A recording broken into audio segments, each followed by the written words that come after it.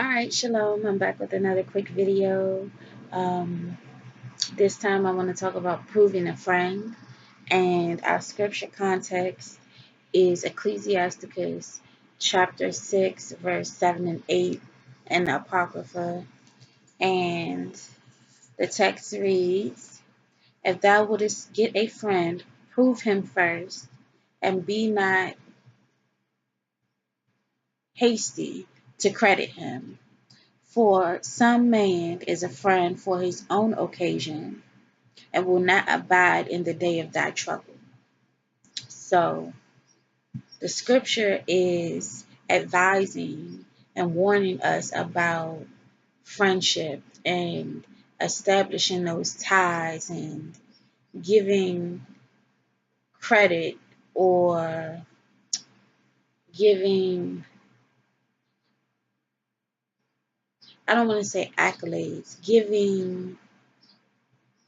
speaking too highly, I'll say that. Speaking too highly of someone before they've proven themselves to be of the character and caliber that they present themselves as. It's important to prove a friend, whether it's just for general unity purposes, building brotherhood, sisterhood, before marriage, that in that betrothal state, it's very important to prove that person first, get to know them and what they are really about.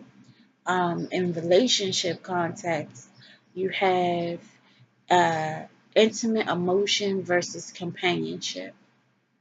And in that aspect, intimate emotion is more so how you feel about that person and being with that person and how that person makes you feel, as opposed to actually being in a relationship for other um, other reasons, looking at other attributes, other dynamics of the relationship as outside of just feelings, as opposed to just focusing on feelings and how this person makes you feel or the thoughts that come into your mind when you think of that person. Companionship is more so on a very, it can be a very platonic thing. There doesn't have to be romantic feelings involved.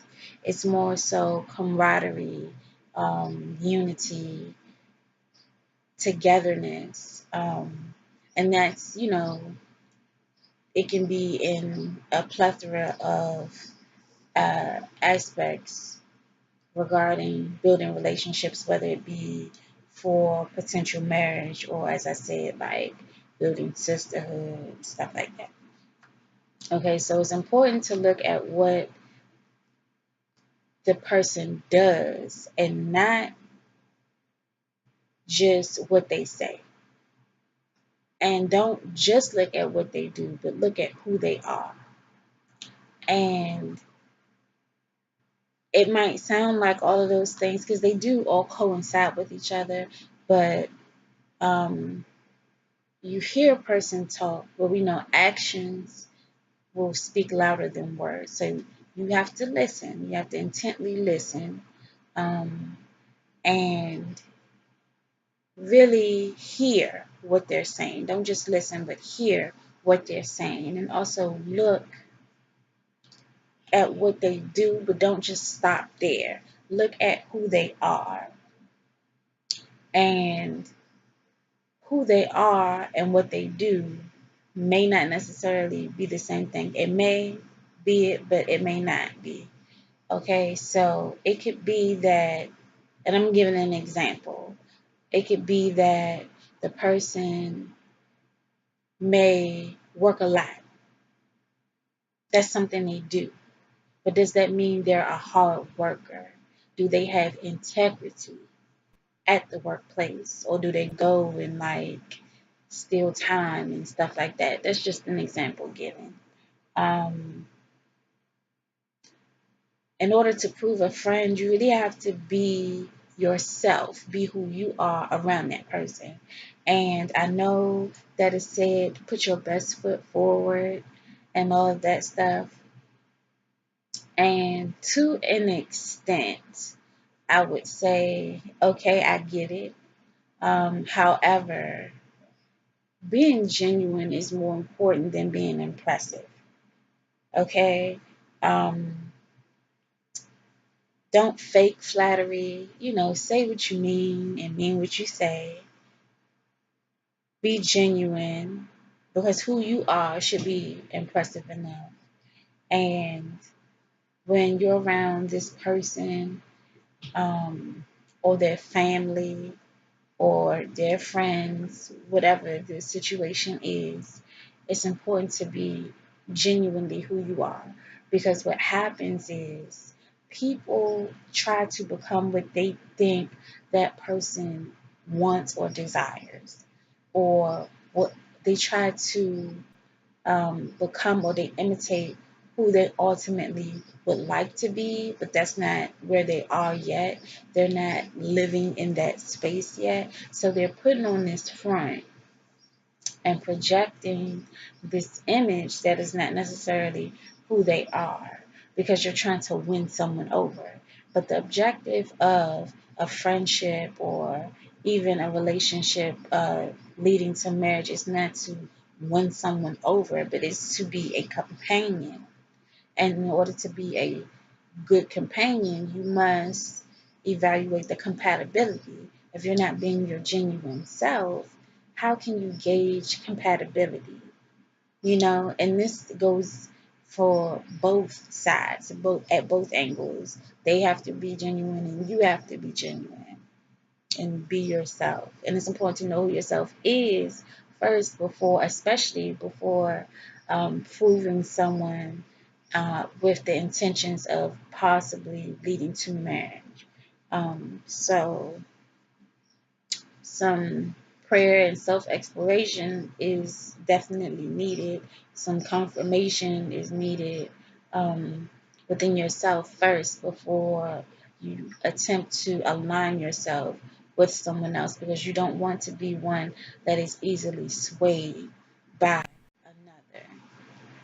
You have to have a strong spiritual foundation first, regardless of what the context is. Okay, so it's important to know the difference between compromise and manipulation. Um, in any friendship, in any companionship, on any level, it's not about self. It requires selflessness, and compromise is absolutely necessary, where sometimes, you have to just take a back seat, or sometimes you may need to take the lead and say, okay, well, this is, what would be best. Um, but manipulation would say, I'm going to say or do whatever it takes to get my way. It's not based on what is best or the greater good, uh, the benefit of that person or everyone overall. It's based on self and selfishness, and it's self-focused and self-serving, and manipulation is wicked. So your intentions have to be pure and true, and their intentions must be pure and true. This is where proving comes in, actually getting to know a person and watching for those key cues that will indicate whether or not this requires compromise or if this is a form of manipulation. Also, just listen. I spoke before about listening, but you have to listen. Be intentional in listening and hearing.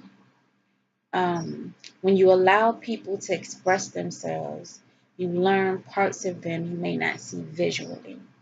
So it's, like I say, important to really be intentional in listening and hearing and ask questions for understanding and clarification so that no assumptions are made or anything like that.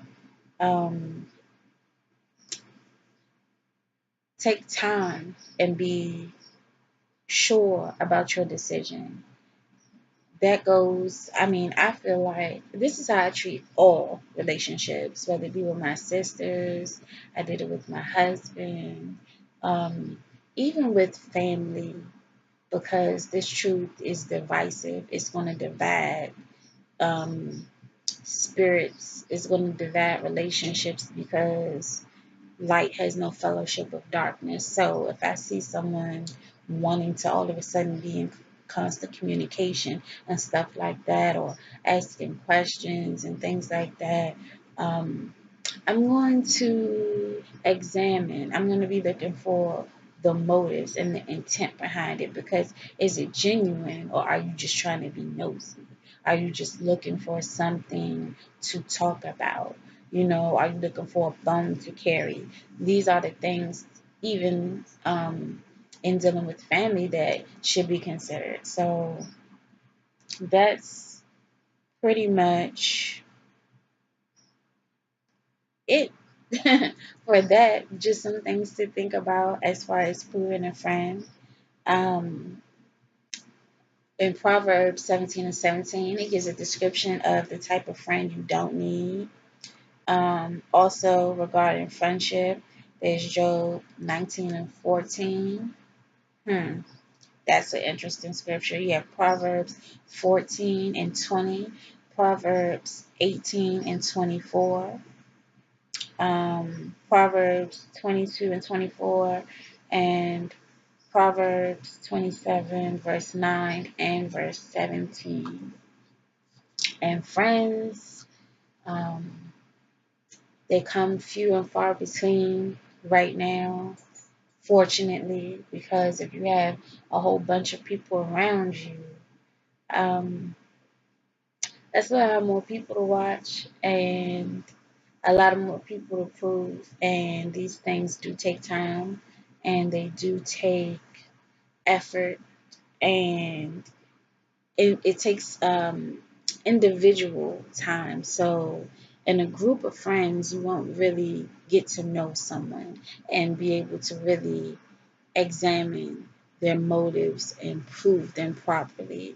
But on a one-on-one basis, it's definitely um, more focused. So you definitely have more opportunity to understand who this person is and what they're dealing with, and whether or not that's something you need to deal with. So prove a friend. Friend proving season is in full swing. And that's all I have for this video. So until the next video, shalom.